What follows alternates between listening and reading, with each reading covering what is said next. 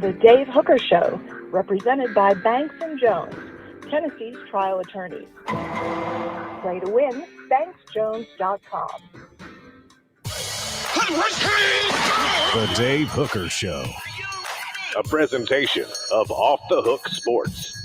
Objective insight, expertise, top guests. Available on YouTube, Apple, Spotify, and the Off the Hook Sports app. Download now for free. Also available on offthehooksports.com. I compute and obey. Now to Dave Hooker. Ready. Do you remember those days in June and to some extent July when there wasn't much to talk about?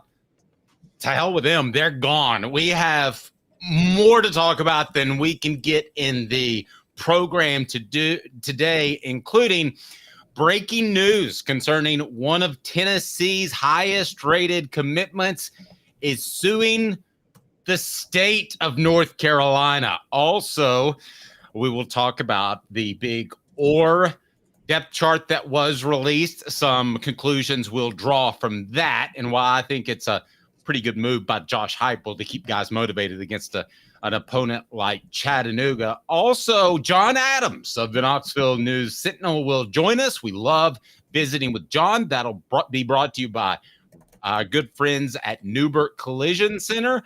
We'll talk style points. Do they matter? Expanded college football playoff. Does it actually improve the regular season? That might drive Caleb crazy. Stat of the day, this day in Tennessee sports history, and Deion Sanders is banned a reporter. Well, there's one of us here that's been banned. Caleb, it's not you.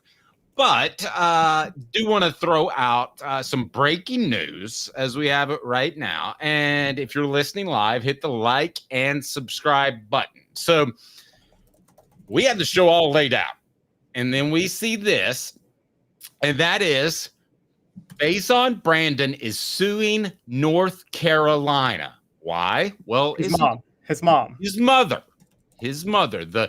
The Brandon family, the highly touted quarterback out of North Carolina, is suing North Carolina. So I can go ahead and tell you, we'll talk to T. Scott Jones, the show represented by Banks & Jones, but that'll likely be tomorrow, as I believe he's in court because he's Tennessee's trial attorney. Play to win. Other lawyers will settle, not our good friend T. Scott Jones of Banks & Jones.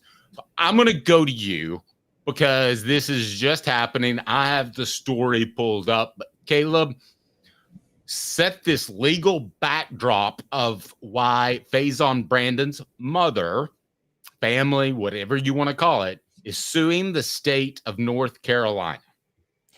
Yes, so Faizon Brandon, I can't even talk right now. Faizon Brandon's mother is suing the state of North Carolina over issues related to NIL. She is saying that they are in violation of the law with their rulings limiting the ability of players to maximize their NIL potential. She basically, the lawsuit basically says that it's restrictions on public high school athletes to earn money off their name, image, and likeness is in violation of federal law, and that they should be allowed to do that. Brandon, as we all know, committed to Tennessee back on August the 3rd, arguably the number one quarterback in the 2026 class out of North Carolina. His mother, Rolanda Brandon, filed the suit last week in Wake County Superior Court, which names the North Carolina State Board of Education and the Department of Public Instruction as defendants, according to ESPN.com. Okay, let me get your initial read on this. What do you think? Well, my thoughts on this are, this is something that could end up hurting Tennessee if they, we're talking about a recruit suing their home state that's committed to Tennessee, and people may want to be excited about that, and I get it. But guys, what the lawsuit is covering is something that could negatively affect Tennessee, because Dave, correct me if I'm wrong, but as far as I'm aware, Tennessee doesn't let high school athletes make money off their name, image, and likeness either right now. And I'm going to give Dave credit on this. He has been out ahead of this for a long time because Missouri was the first state to do it. And he was saying for a long time, teams got to get with the program. They got to start letting players in high school. States got to start letting players in high school make money off their name, image, and likeness. Otherwise, they might start moving to other states and looking at schools outside of those states. So while this doesn't hurt Tennessee right now, it could long term. I don't think so, because I think they win. I think they win easily. Now, this is completely my opinion, but I'm going to go ahead and tell you that I think Tennessee probably said, if you want to do this, we're going to sign off on it. In fact, we will encourage it because these laws are unfair. Caleb, when I was 17 years old, I walked across this huge field because I didn't have a car so that I could go umpire in the local park, and I got paid for it. So why can't Faizon Brandon or any other high school student get paid for something that they're doing? It doesn't seem like the American way, as long as they're not being forced to do it. Now, I'm not talking about breaking child labor laws, Caleb. Of course, you're not going to make him go out there and play football, but that's looking at it the opposite way. So Brandon goes out, he makes a star of himself. He's worth something because somebody wants to give him some cash, or this wouldn't have come up. Oh, I know the story of giving the cash. If you want me to tell that real quick. Yeah, who wants to endorse Faizon Brandon? So basically, according to the complaint, a prominent national trading card company had agreed to pay Faizon to sign memorabilia before graduation, which would have offered the family financial security for, quote, years to come. Had he been allowed to do it? Wow. Are we talking about high school players becoming millionaires? Possibly. And so they are saying that this would have offered them a certain level of financial security. What this reminds me of is, do you remember when LeBron James got suspended for his senior year of high school basketball, Dave, because his mom accepted some gifts from a shop and that was somehow like against rules? Like that was, and I think there were some autographs of his that she sold. Wasn't that what it was? And it was kind of put on the back burner because he was so close to just going straight to the NBA. My concern is with Faizon Brandon, it could have some sort of effect on him, be a distraction, because he's still got, another year left? 2 years? He's got 2 years left. He's 2 years left to deal with this. So I hope he's able to compartmentalize for the young man's case. But that LeBron was different. You kind of knew. I mean, he was a 1 in a million. You knew he was probably getting money. He was showing up to school in nice cars, and you got all that. And I'm old enough to remember that. But this to me is another prospect. So how big could this be for Faizon Brandon if he wins? Could not only change the laws in North Carolina, but it could change the laws everywhere. And I am going to plead ignorance on this. I'm not 100% certain of individual state laws on NIL, but it sounds like they're being challenged. And I find it very interesting that Tennessee is in the middle after being victorious in court before concerning NIL. They're in the middle of it again. And I say kudos to them. Go out and change things. What is it? Quiet men rarely make history or something like that. If Tennessee in some ways pushed him or told him, I don't think this is a bad idea. Ultimately, it's going to be the Brandon's family's decision. They're not just going to be puppets. But if they endorse this, good for the Vols. No, I'm actually totally with you on this. And also, I think one of the things that will help Tennessee and anybody that he's playing for is this is what you want your mother to do. I think Faizon Brandon is going to be okay because you know what? His mother is doing the lawsuit. Basically, I feel like he can't sue him because he's not 18 yet. Yeah, she's saying you go play, you go focus on football, you let me focus on this. By the way, let's call it what it is. You guys know the history of some North Carolina athletes. There's this really famous athlete who his entire net worth is based on his mother's ability to negotiate with Nike. and that would be Michael Jordan. You guys should see the movie Air.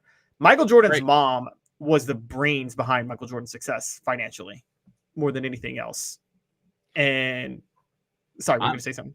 Well, no, I agree. She was very involved, but the difference is she was very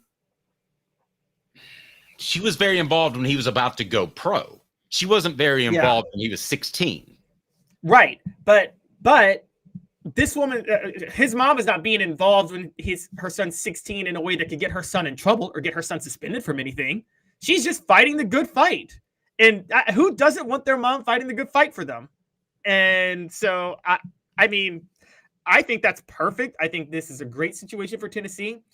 And imagine if Tennessee goes from Nico Iamaleava to Faizon Brandon, and they basically have two quarterbacks, Dave, that could be at the heart of overhauling rights for athletes more than any other two quarterbacks, more than any other two athletes in the last 100 years, quite honestly. Okay. I'm going to ask you a question in two different ways, and I think I'm going to get two different answers.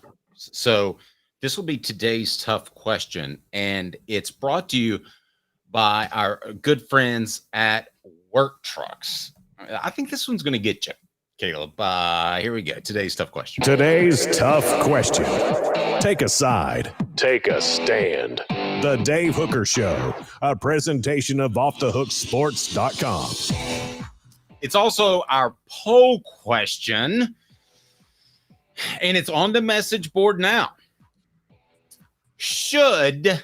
That's the first question, Caleb. This is a two-parter. It's only going to be a one-parter on YouTube because we only have so much flexibility. Should high school players get NIL? Yes or no? I didn't even expand on it. That's what I went with. It's the most simple question ever. That's the first question. Should high school players get NIL? Yay or nay? Yes. Yes, they should get NIL. They should be allowed to get NIL all day. And I mean, I'm going to say it. We have governors in this country right now across the country. One is in Arkansas that is bringing back child labor, signing laws allowing kids under 14 to work.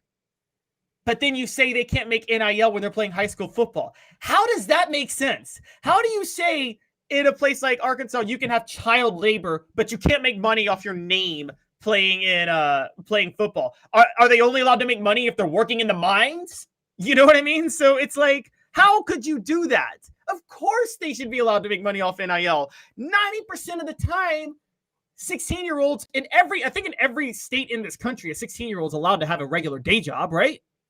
I'm with you. But because listen, all those track stars that you may have watched over the Olympics and based off the TV ratings, you didn't. But all of those track stars that you knew their name, even the big rugby girl that you kind of knew her name, they made money. I mean, and the players that went and played, and this is a clarification on an earlier point Caleb and I were talking about because I looked it up. The NBA players that went over there and played for the Olympics, they made money through their endorsements. They didn't get paid directly from the IOC. So basically, anybody that's anybody got a pretty good payday if they went to the Olympics. So you would have to change laws that would affect them as well. So my question is, Caleb, if you were the king of football, would you allow NIL in high school football? Because this is where I'm afraid that you and I are going to differ. I'm not afraid. I think we'll be okay. We're friends. But that's the way I'm going to phrase this question specifically. Brought to you by Work Trucks. All about trucks that are actually available, trucks that help you maximize your profits by having the right work vehicle now. Time is money. The perfect work vehicle doesn't break down, has all the space to carry what you need. That's what Work Trucks is intent on offering, while other dealerships simply cannot do it. It's a fact. Contracting is about time. Work Truck saves you time with less back and forth trips and trucks that pass the highest standards to be put to work. The process is also quick and easy when choosing a vehicle for Work Trucks. Cargo vans, utility body trucks with an iPod, work bodies are installed. All sizes, cranes, dump trucks. For your contractor, you have to know Work Trucks with an X, Work Trucks worktrucksllc.com, worktrucksllc.com. Clinton Highway in Knoxville, downtown Birmingham. That's Work Trucks, proud supporters of the Tennessee Vols. You're the king of college football. Would you allow NIL in high school? Yes, and I'll tell you why I would allow NIL in high school. These players, and this is, I mean, there's a socioeconomic thing I'm getting to, but stick with me.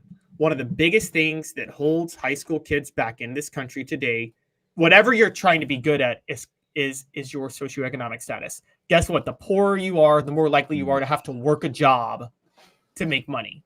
And if you have to work a job to make money, it cuts into your academics, it cuts into your extracurriculars, and it pushes you behind other kids who may not have to worry about that, which is why they get all the scholarships and they get all the acceptance into college. The same as with football.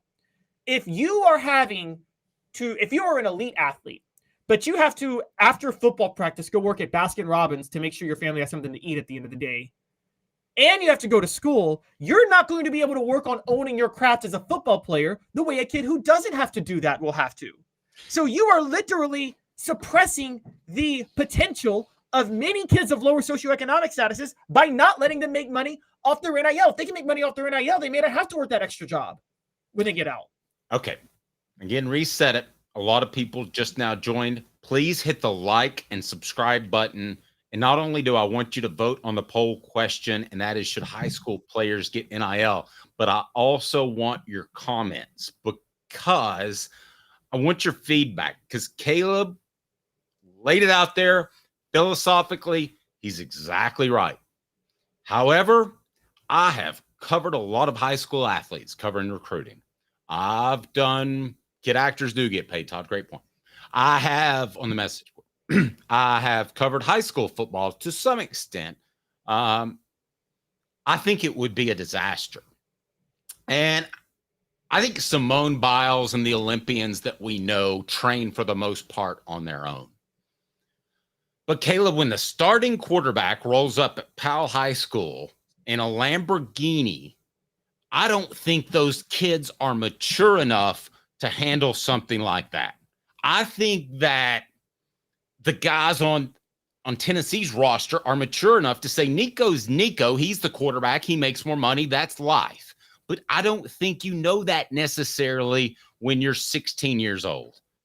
If I was the king of all sports, I would put some sort of limit on it, and that would be 18 years old before you could make money. And I say that knowing that it sounds un-American, but I feel like this is just absolutely going to be horrible for high school football. I had semi-concerns about the same thing in college. And I talked to a couple of the football players, and they're like, of course Nico gets no money. So that was, and nobody's resentful of Nico for getting more money, or Cooper for getting more money because he's been out there so much, or Brew has been out there a lot in the Knoxville market. It's just not there. And I think it would be there in high school. Am I being old fuddy-duddy, or does that make sense? Dave, I would be on your side, but for one big reason I'm not. And this has been my thing. And this is always I'm going to be honest, it's always what's triggered me about the idea of we need to not let athletes maximize their value because of their maturity. And I don't care if it's high school or college. Nobody has a problem not providing any sort of assistance for these kids in high school if they're from lower socioeconomic backgrounds, saying, pull yourself up by your bootstraps, work your way up. So they're not mature enough to handle getting a lot of money, but they are mature enough to handle having to work 2 or 3 jobs to support themselves if they aren't in the right socioeconomic status while going to school and playing football. You see the thing? You see the dichotomy? It's like, oh, so we're not gonna step in to help them if they're struggling, but we will step in to tell them they can't make money off this one thing because they're not mature enough for that. It seems like we're putting more and more minefields in front of kids who are of a certain background that it's so funny. In some ways we want to be capitalist, and then in other ways we want to be communist. In some ways we want to be like, capitalism, make it on your own, pull yourself up by your bootstraps. And then when a kid says, okay, I can pull myself up by my bootstraps playing football and earning NIL money in high school, we say, nope, you're not mature enough for that. Find another way to make money. Well, wait a minute. Which one is it? Pick. Crystal says, why should high school kids earn NIL for a university? Let me clarify this. He would be earning NIL money for himself while playing in high school. So this wouldn't be Tennessee involved at all, other than I think it would be smart of the Brandon family to say, you've been down this road before legally. I want some counsel. And I feel certain that happened. Man, I don't see it working out. Can I give you a quick example? Okay. There was a guy. What's the car called? Somebody help me on the message board. The car in Back to the Future. The DeLorean. DeLorean, right. Okay, by the way, I've driven one. It's the slowest car you'll ever drive. They weigh like 15,000 tons because they're made out of stainless steel. But his parents got him one because they thought it would make him cool. Turned out it made him look like the biggest doofus in the world. And it was like way over the top. So does Faizon Brandon want this heat? I mean, does he need this heat? Now, I don't know the family's financial situation, but what about the scrutiny he'll be under? Does that concern you at all? I mean, maybe, but I'm just wanting some consistency. We seem to only have a problem with this field. It seems like I know. I mean, here's my thing. Dave. Nobody has a problem when rich parents buy their kids Lamborghinis to drive to school. No one's passing a law to stop that. Okay, so why are we passing a law to stop that? Why are we passing a law to say kids can't use their own money that they've earned to buy a Lamborghini, but we're going to say rich parents can buy their kid a Lamborghini to go to school? This is what I mean. We seem to only have a problem with capitalism when poor kids are finding ways to make money for themselves. We have no problem when rich kids find ways to make money for themselves. And so this is my issue. Football is an ultimate meritocracy. It doesn't matter your background. If you're good, you can find a way to monetize it. And all of a sudden, the institutions and powers that be want to step in and say, well, this is a field where we should make an exception on the idea of maximizing your net worth. Anything else, no. Don't you find that a little odd? Don't you find that just a little odd? Yeah. And may I tell you this too? Not to sound like a smarty, but if you're making a decision based off a 16-year-old endorsing a product, then you're probably not making the best decision. Why are we protecting them from themselves, though? Don't hurt Faizon Brandon.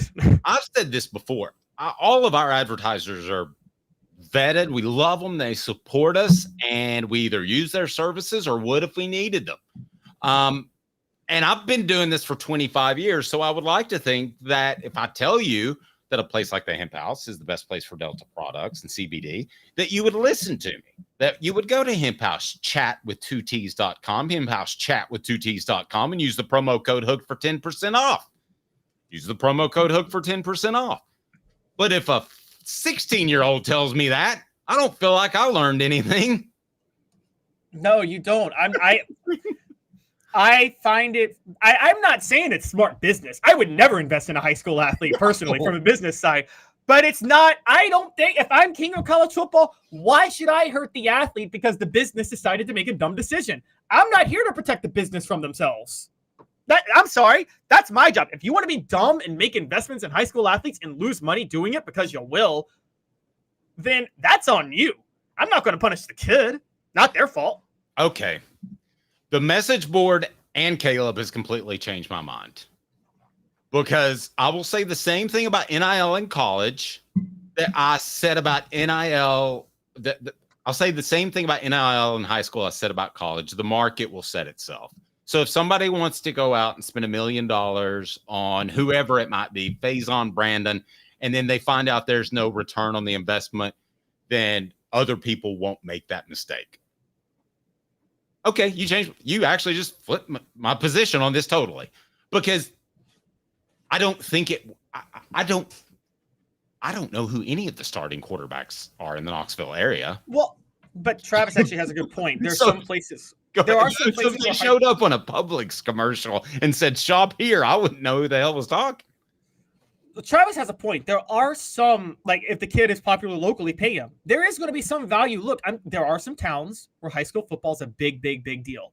Those kids may have more value as a high school athlete than they will ever have the rest of their life. And quite honestly, boy, why shouldn't they make some? There's an awful lot of 5- and 4-star bust. Dylan says it's more the way that all these recruiting services are profiting off these kids' names. without a dime going to the kid itself. We've never spent this long on a topic, but Dylan, that's a great point. And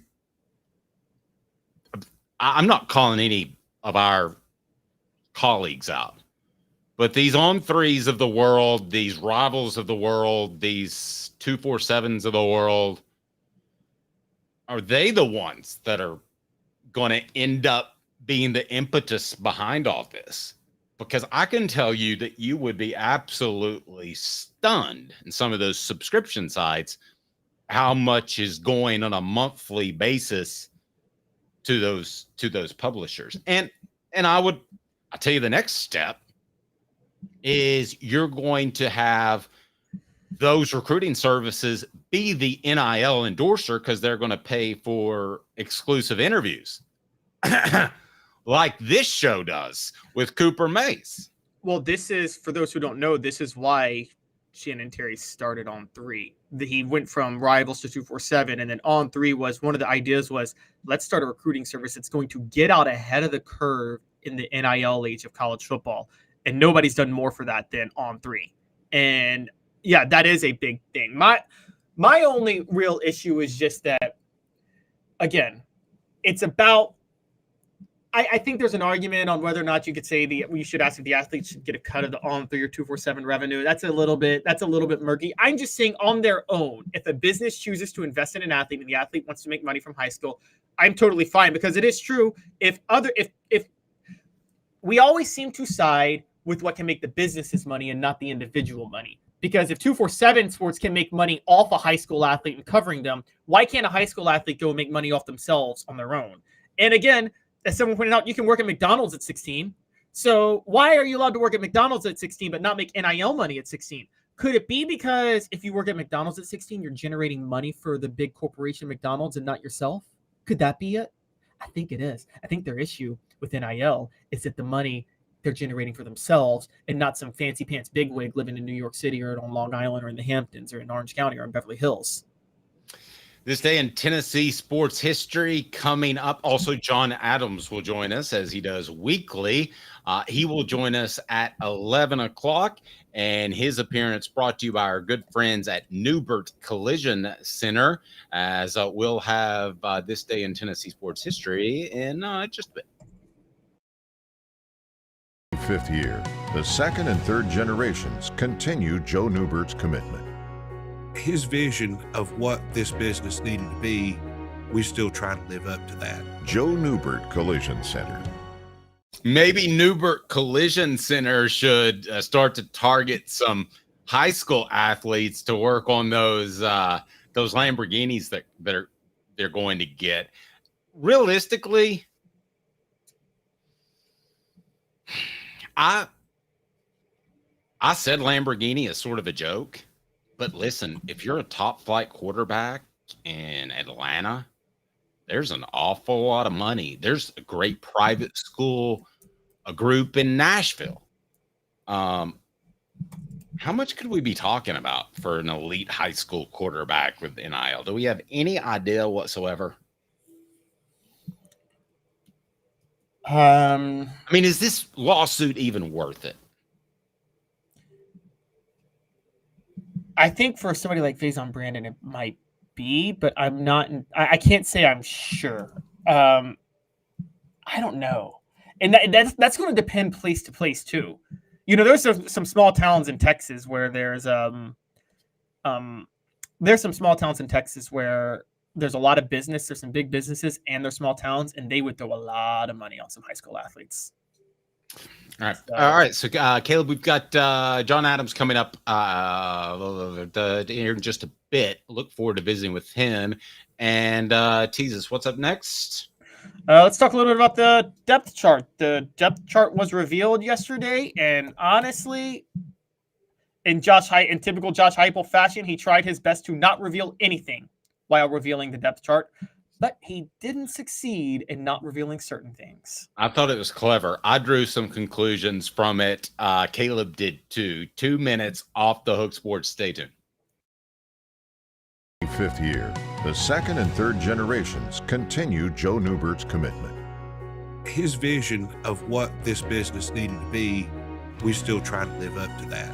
If we wouldn't put our family in it, we're not going to put their family in it. If you're going to say that you're doing the best work in Knoxville, now saying it's one thing, producing it and providing it's another.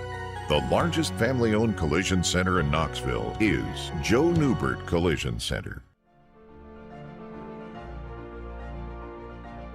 Hi, I'm Rick Terry, and we at Rick Terry Jewelry Designs pride ourselves in the highest quality craftsmanship from a family-owned business here in Knoxville for over 35 years. At Rick Terry Jewelry Designs, we also take pride in being an affordable option for all your game day accessories, especially those fire opals. At Rick Terry Jewelry Designs, we want to be your jeweler every day and especially on game day. Go Vols! Hi, Mike Davis here with City Heating and Air, reminding you to always dare to compare. Our team provides quality local heating and air service, installation, and maintenance across East Tennessee. We use only the best equipment like American Standard heating and air conditioning for your residential, new construction, or commercial needs. Honesty, dependability, and customer satisfaction have been the cornerstones of our business since 1961. City Heat and Air. Dare to compare! When the lights turn on and the game begins, you need a team you can rely on. Ray Varner Ford and Clinton's strong lineup of vehicles is crafted with the same dedication and hard work that drives our community. Experience quality and value in this pre-owned 2023 Ford Expedition Limited 4x4 $67,950, 2017 Ford F-150 Raptor SVT $41,950, 2023 Ford Escape ST Line $28,940. Local you trust, pre-owned vehicles you can afford. Ray Varner Ford, built for the game. The Dave Hooker Show, represented by Banks & Jones, Tennessee's trial attorneys. Play to win, banksjones.com. You're listening to The Dave Hooker Show, a presentation of OffTheHookSports.com. The internet is full of pictures of each and every one of you. Available on YouTube, Apple, Spotify, and the Off the Hook Sports app. Download now for free. Is there nothing you people can't do? Also available on OffTheHookSports.com. All right, we're going to talk depth chart. That was going to lead us off.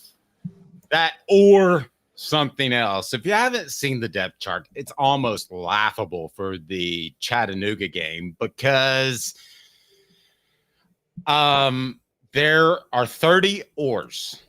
I counted them, more than Tennessee's crew team. There are more oars than Tennessee's crew team. Did you like that? Did you get that? More oars than Tennessee's. Oh my gosh! Tennessee's crew team. Yeah, I thought that was pretty good, and instead I get. Gosh. All right, I got some fun things. All right, let's go. I want to talk depth chart. I want to get to that. Let's go this day in Tennessee sports history. First, John Adams to join us here in just a matter of moments. This day in Tennessee sports history is brought to you by our good friends at Apex Apparel Group Design. 15% off your first order. Just call Tyler. Apex Apparel, they do much more than just apparel. One-stop shop for all brand supply products, not just clothes, design, brand, market your way. Unique products to promote your business with unparalleled customer service, full on-brand supply company. You can call Tyler, get 15% off your first order, 865-919-3001, 865-919-3001, 15% off your first order. Look how fantastic this shirt is. And Caleb has a couple on the way, Caleb. So you're going to look fantastic. All right, this day in Tennessee sports history, what do you got?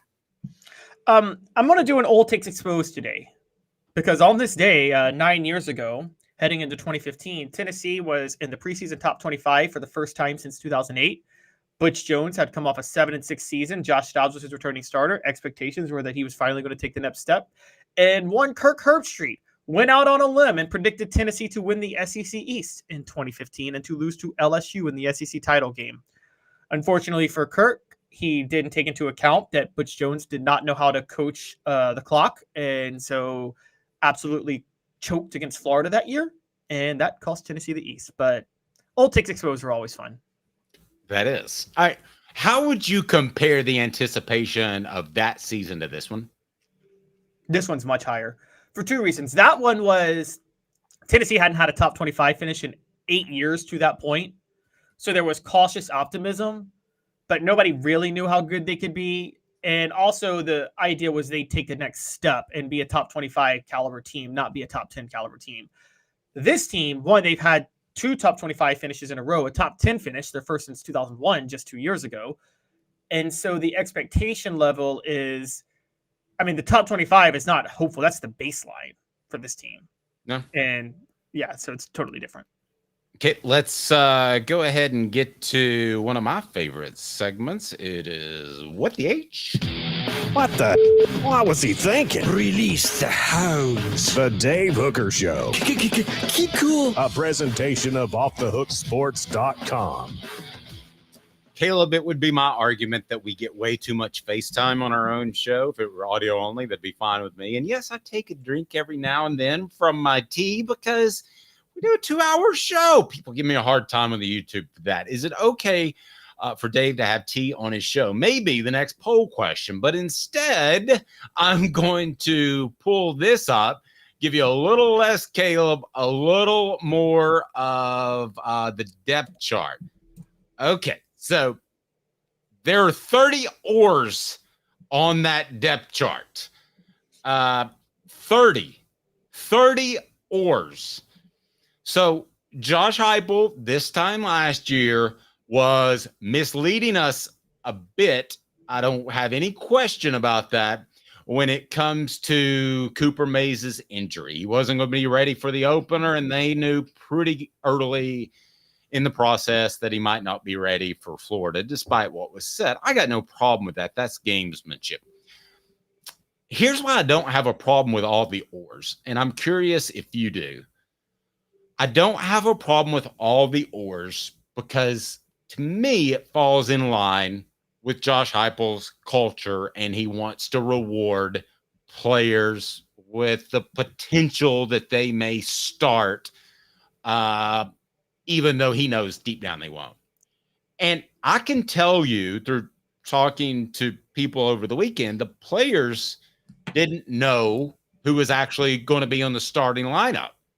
So there are a lot of them that have an oar next to them that they really don't know if they're going to run out there first against Chattanooga. Now, I would think by today or tomorrow that they would surely know. What did you think in general of the oars? And then we're going to talk about some conclusions that we can draw from that. So some of the positions you bring up, I'm with you. I don't have a problem with. I don't have a problem having, for instance, on defense, on the line, at the 2 defensive tackle spots, he's got 2 oars for each. So 3 potential starters on each. And the 1 defensive end spot, he's got 4. If you know Rodney Garner, they want to rotate that many guys anyway. So it doesn't really matter if you're the 2nd string or the 3rd string. You're probably going to get onto the field. Is that fair to say, Dave? Because they're going to play. Yeah, let's go ahead and take. I don't think there's any problem with the defensive tackles. I think there's going to be true competition there for who plays at the end of the game, which is really who matters. That we should call them the enders, not the starters. And I think so. I've got no problem with any of the defensive tackles being listed as oars. I think it's actually a really good sign that Tennessee has that many players that they think can play. I don't think that's a fib at all. Yeah, I agree. And honestly, I know James Pierce is the biggest star, but at Leo, I don't have a problem throwing in Joshua Joseph or Jordan Ross with them. I'm telling you guys, Jordan Ross has a more raw talent, has more raw physical talent than James Pierce does. I mean, he'll be better, but he has more raw physical talent. And you guys heard it here first. Now, Caleb Herring being on there, I'm not a fan of, but that's more gamesmanship. Receivers, he's got an oar for all 3 spots. I don't really know if that's a big problem. It may fuel your idea that they're going to rotate those out anyway. On the left side of the offensive line, at both tackle spots, he's got oars, and at left guard. I think at the tackle spots, that's when he might actually rotate a guard. He may just not have a guy. And then at tight end, he's got 3 oars. Well, that's because he does rotate tight ends. And so some of these spots I don't really mind because I do think Josh Heupel does a lot of rotating on both sides of the ball, given his tempo. He wants to play a lot of guys anyway. Is that fair to say? So he doesn't want people to think that they're not a starter or they're not. Basically, he doesn't want to give off the vibe of just because you don't play the first series doesn't mean you're going to play, so you should always be ready to go. I think that's what a lot of this is about. As for the receivers, I think that he's being honest. I think that guys like Chaz Nimrod and Dante Thornton have demanded playing time. Now, you're not going to see a rotation during a drive, right? We can all agree with that. But I do believe that Tennessee can rotate from drive to drive and stay fresher. I also believe part of this is to keep guys healthy and engaged because it's a longer season and they expect to make a run in the playoffs. I'll draw that conclusion too. I think they're going to play more people because they can, but also because they want to, and they have to if they're going to be healthy at the end of the season. I think there's a lot of value to that, but I think what's revealing is who they didn't list as potential starters, particularly at receiver. I agree. So let's go there. So and I wrote this, and yeah, you guys can see it online right now. They listed Brew McCoy, Squirrel White, and Dante Thornton and Chris Brazel all as potential starters. No surprise there.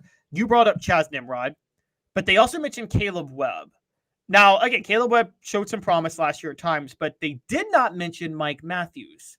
So it is revealing, Dave, that you would have all these Oars potential starters everywhere, but not your 5-star generational receiver being one of them. Now, before you say, oh, he's a freshman, they're just leaving out freshmen because Braylon Staley wasn't listed either.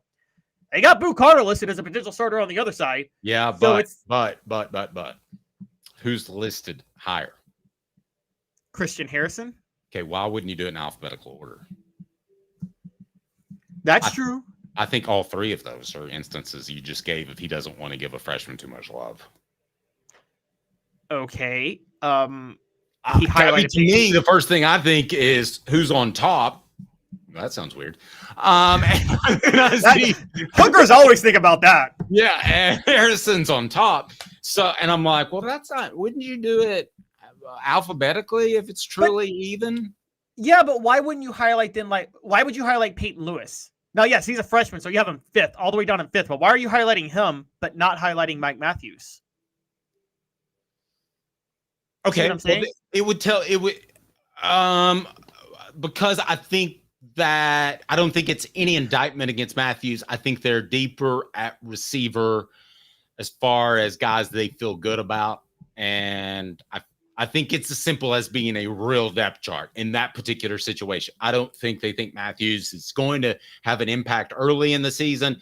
But on the flip side, I think they think that Peyton Lewis, who you're high on, could have an impact earlier rather than later.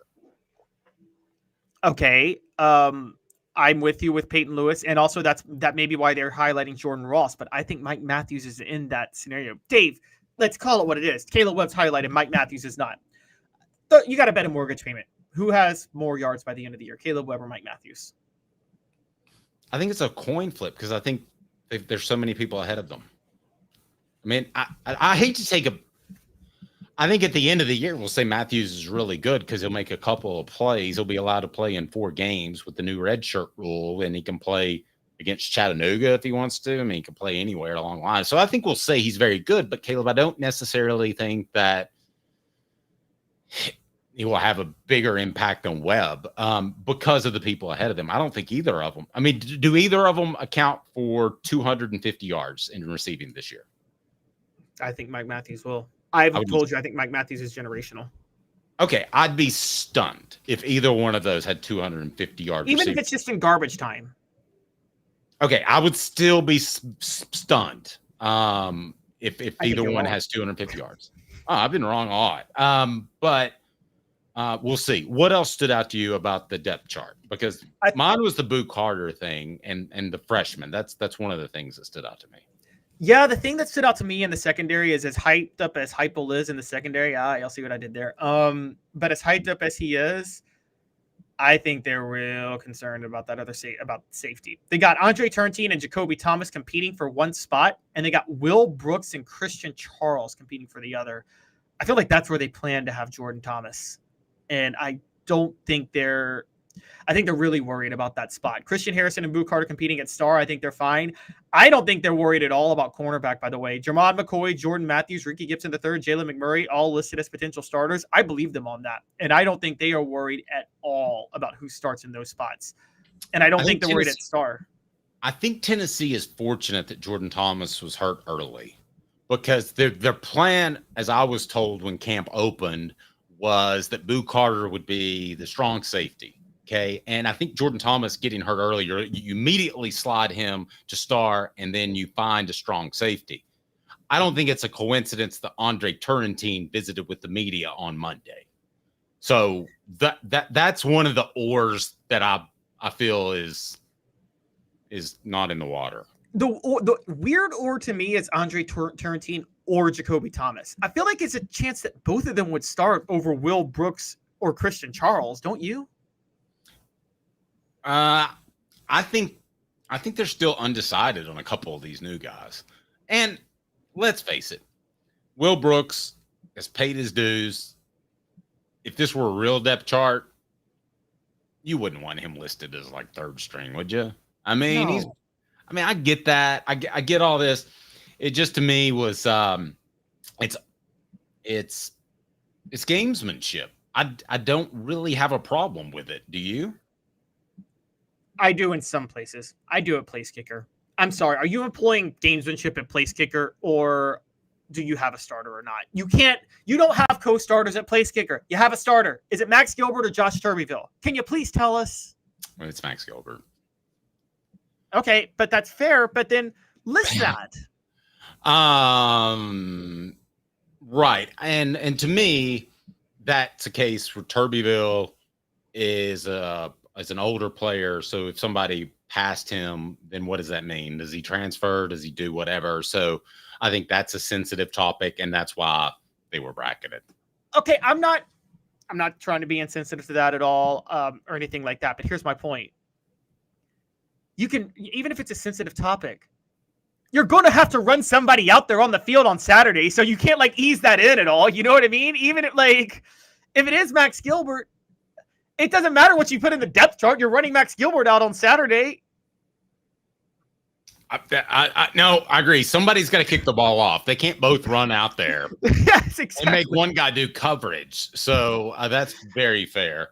The show. And I'm not trying to be insensitive, because I think I would be sensitive, but I don't think it's possible to be sensitive in that situation. What do you pat the other guy on the back to say, you're okay, you're not kicking, but you're okay. I'm going to have this guy kick right now. You're the or. Yeah. You're the or. Any other ors that you had a problem with? Not as many. I will say one thing that actually stood out, Dave, is something you talked about. Did you notice that they have a William Satterwhite or Bison Langing as the backup center, but they had Satterwhite on top of Langing, funny enough, which does stand out. To me, that was a glaring one. I was curious if you'd bring that up. Bison Langing is quickly finding himself, I believe, in a transfer type position. If he doesn't come along pretty quickly. And that's not saying that he should leave, not saying that I've heard that he will leave, but of at least having to weigh a decision, Caleb, when it comes to playing time versus what it means to play at the University of Tennessee. I've had questions about Bison Langing for quite some time, and that kind of confirmed it. Yeah, I kind of agree. And I think there was a lot of pressure on wanting him to work out as the backup center, and it just hasn't yet. And that's kind of a standout issue on its own. So Bison Langing is kind of a problem. Now with left guard, we've talked about the issues there. Andre Kerrigan, Jackson Lampley. Dave, where do you at any point, if it's really close, get sentimental and say, Jackson Lampley's just been with the program for a long time. Maybe give him a shot. Never.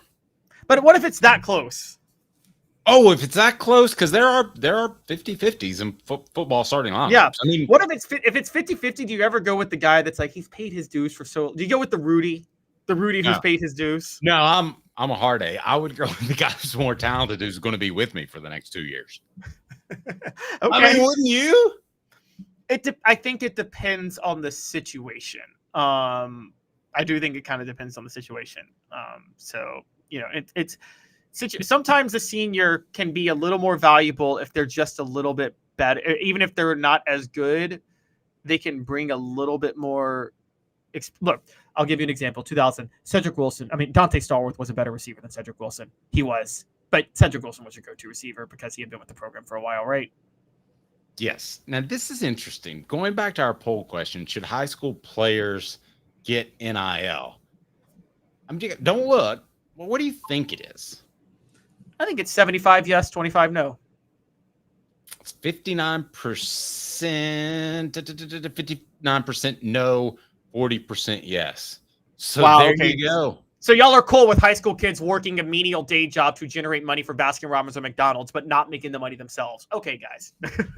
There's part of me that agrees with them because I think it would just really disrupt the high school game, which I love. The show represented. Oh, but them having to work day jobs to support themselves doesn't disrupt the high school game. Okay. I understand, but I had a buddy played football and he worked at Sonic to make extra money. He got a scholarship to Vanderbilt. It can be done. We don't need to give people things too early from a socioeconomic. This isn't giving them anything. They're earning it. You're taking away their ability to earn something. You're not giving them anything. You're taking away their ability to earn something.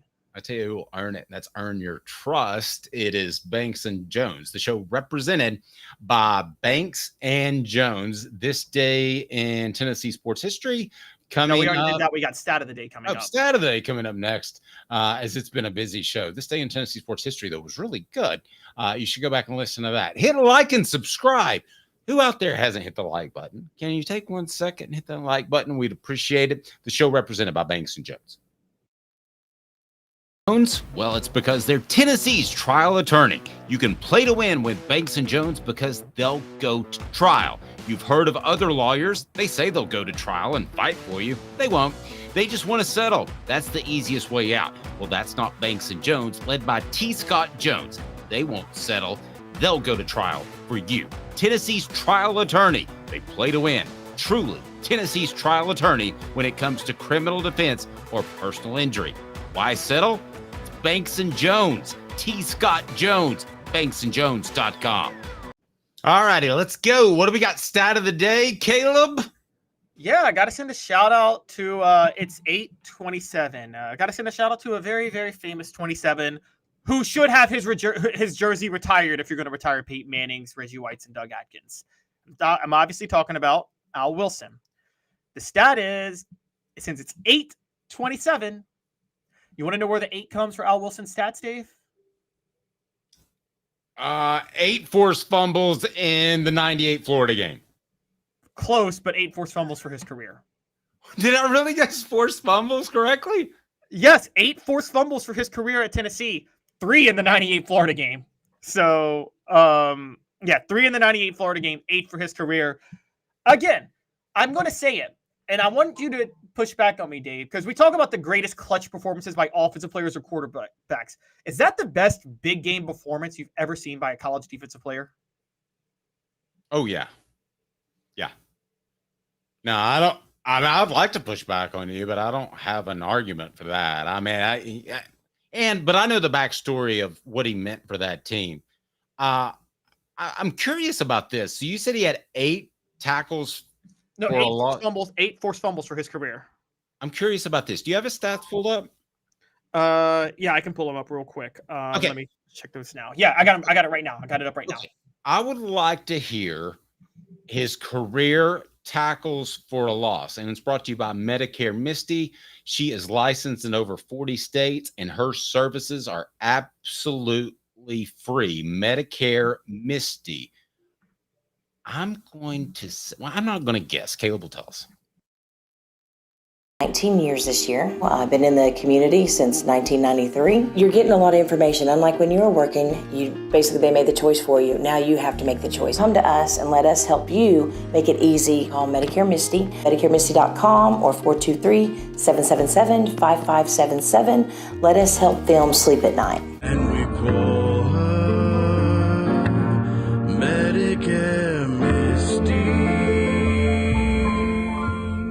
How many tackles for a loss? And notice I asked that question instead of sacks. So how many tackles for a loss did Al Wilson have in his career? Because as far as a linebacker in the box in college football, I haven't seen many much better in terms of a middle Mike linebacker and the way he navigated through traffic is what they call it.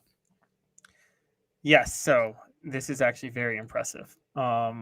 And it's so fitting. It's so fitting. It's another reason to retire the number. He has 27 career tackles for loss. 27? Yeah. Pretty good. And also, 272 career tackles. The 2-7 is it's synonymous with Al Wilson. And you got to retire the number. And by the way, that 27, don't forget this, guys. He moved over to middle linebacker as a senior, meaning he wasn't going to have as many chances at tackles for a loss as a senior. No, I agree. I mean, could he have been I don't know if he would have been an elite edge rusher if that's what he grew into. I mean, I look back at his size, and nowadays, would you have him at the edge given his quickness and speed? I mean, the reason he was able to play Mike is because Raynoch Thompson was so incredibly fast at will. And I'm sorry. No, that's fine. And then on the other side, Dominic Stevens played strong, so you wouldn't put him at Sam. But that was, Raynoch Thompson was the guy who I think really opened the door. Otherwise, they might have had to slide Al. I'll ask around about that, but Raynoch was fantastic as well. It's funny you say that now, because the watershed moment of Tennessee figuring out Steve Spurrier's offense was moving Al Wilson to middle linebacker. That was very controversial at the time because you're not supposed to run like fast outside linebackers at middle linebacker. That was kind of conventional wisdom in the SEC, wasn't it? Oh, yeah. I thought they were clearly ahead of the curve. Yeah, and they move Al Wilson over to middle linebacker, and the speed of that is why they were able to play. That's why Al Wilson played so well against Florida that game, Dave, because I don't think Spurrier had accounted for Tennessee ever using a quick middle linebacker like that. We forget Al Wilson forced a fumble on a completion for a first down deep in the secondary in that game. Nobody thought he could do that in coverage. He did. John Adams is going to join us in just 2 minutes, and we always look forward to that. John Adams of the Knoxville News Sentinel will be brought to you by Neubert Collision Center in 2 minutes with Caleb Calhoun. I'm Dave Hooker, Off the Hook Sports. Have you hit the like button? I really would appreciate it. And the game begins, you need a team you can rely on. Ray Varner Ford and Clinton's strong lineup of vehicles is crafted with the same dedication and hard work that drives our community. Step up your game in this 24 Ford Maverick Hybrid, 25,515, 23 Ford Escape all-wheel drive, 30,995, 24 Ford F-250 Crew Cab 4x4 STX, 59,757. Local you trust, performance you can afford. Ray Varner Ford, built for the game. Sports Treasures in North Knoxville is one of the South's largest sports cards and memorabilia dealers, featuring over 10 million sports cards from vintage to modern. Sports Treasures carries a full line of hobby boxes, singles, autographed memorabilia, Tennessee Vol collectibles, fan cave decorations, and so much more. See a museum full of collectibles at Sports Treasures, 4819 North Broadway in Fountain City, and Sports Treasures on Facebook. Sports Treasures, where the real sports fan goes to shop. Have you seen the latest TriStar Hats Co. product? TriStar Hats Co.? What's that? You know, those really cool hats, shirts, tumblers, and even license plates with 3 stars like the official Tennessee flag and stripes like the American flag. Pretty patriotic if you ask me. Ah, gotcha. Seen those. Those are cool. Where can I get them? Simple. TriStarHatsCo.com. And if you order now, there's 10% on any order $50 or more. Plus, use the promo code HOOKED. With the promo code HOOKED, you get 10% off. That's hooked. And don't forget free shipping with any order over $50. Stock up at TriStarHatsCo.com. That's TriStarHatsCo.com. There are plenty of wannabes out there, so make sure you go to TriStarHatsCo.com for the best quality and customer service. Will do, and I'll be sure to use the promo code HOOKED. That's hooked when I do, to save an additional 10% off. TriStarHatsCo.com. TriStar Hats Co. is a trademark of TriStar Hats Co. LLC. Any use without express written consent is prohibited. Now in its 45th year, the second and third generations continue Joe Neubert's commitment. His vision of what this business needed to be, we still try to live up to that. Joe Neubert Collision Center. The Dave Hooker Show, represented by Banks & Jones, Tennessee's trial attorneys. Play to win, banksjones.com. Who's this guy? Hello, wizard. The Dave Hooker Show, a presentation of Off the Hook Sports, YouTube, Apple, Spotify, and the free Off the Hook Sports app. Back to Dave Hooker. super excited to visit with our next guest who travels a lot during the summer, and I can't say that I blame him. I'll remind you that portions of the program are brought to you by our very good friends at Asia Cafe. Treat yourself to authentic Asian cuisine, handcrafted from guarded family recipes. 5 locations to choose from. You can go right down below, asiacafe.org for the link. They also have like the most incredible coffee that I've ever had in my life. And it is there. It's got the Lim Dynasty on the side, and the coffee is unbelievable. It's a 6-to-1 Brazilian cocoa premix instant white coffee. It's been around since 1909. Consistent, great energy throughout the day. AsiaCafe.org. AsiaCafe.org. We bring in John Adams, as we do each and every Tuesday, and it's brought to you by our good friends at Neubert Collision Center. John, how are you, sir? I'm doing well. It helped to have a football Saturday, albeit a very light menu. I watched 2 games Saturday, so really getting pumped about college football. I can't remember when I more look forward to a college football season. And a lot of that has to do with how it ends with the 12-team playoff. Okay, John, well, let's go ahead. Go ahead, Caleb. Yeah, before we get there, John, and I got to say, I really wanted to do our Football IQ segment this week, but we had to save it for next week because in shocking fashion, there weren't enough games for me to find stupid decisions by coaches. That's got to be a first, right?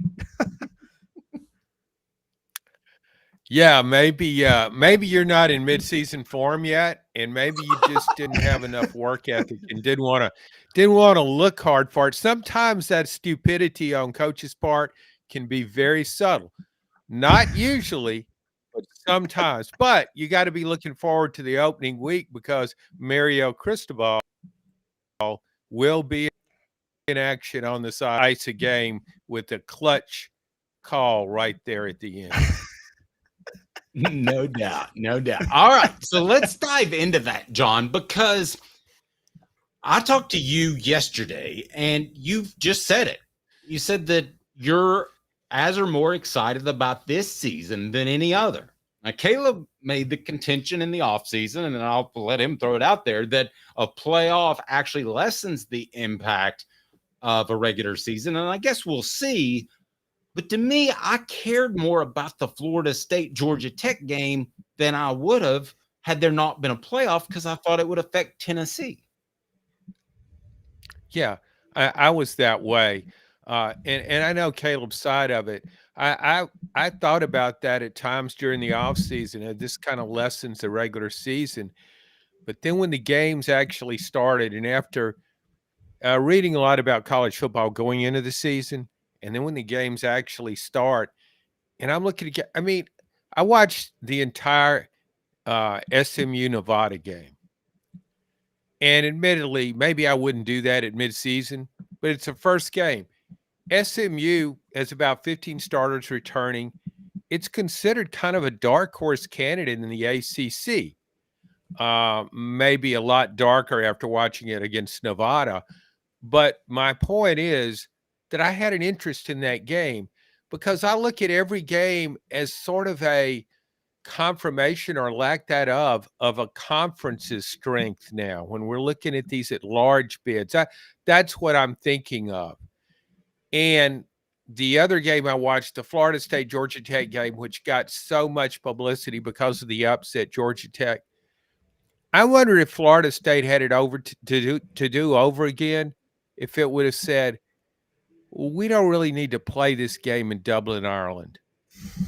I just think anytime you change things up, shake things up, it favors the underdog. And maybe Georgia Tech's better than I thought it was, and maybe Florida State's not quite as good. But nonetheless, if you're favorite, you kind of want things to stay as close to the way you like them in a regular work week. That's exactly what you said, Caleb. Go. Yeah, that's exactly what I talked about, John. I even said, and people can hate me, but I gave Tennessee credit for canceling the Army series because I don't think you should ever play service academies if you're a blue blood running that triple option in the middle of a season. And gimmicks like that always hurt you. But as far as let me push back on you with the playoff real quick. And here's my thoughts. I think we're overvaluing the mattering of the Florida State Georgia Tech game, because I don't think it mattered, because I think the ACC was never going to have more than one team get into the playoff anyway, because I think the at-large bids are all going to come from the SEC or Big Ten. And while that may put some value on the Florida State Georgia Tech team, John, my issue is it's going to devalue when Alabama plays LSU and they're number 1 and number 2. Who cares? They're both going to the playoff. Yeah, that's another way of looking at it. And on our SEC Unfiltered podcast, our host, Blake Topmeyer, had the same argument about that. He said, well, I'm only giving one ACC team, they're only getting a conference champion in the playoff. And I actually agree with that.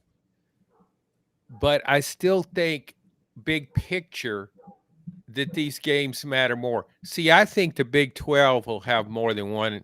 I think it'll have an at-large team. I really do. But a lot of it depends on how all these games play out. And I also think SEC teams, SEC has a really good shot this year of having 5 teams in the playoff. 1 champion, 4 at large. And so that if to reach that, the path to that depends on what happens in a wide spate of games.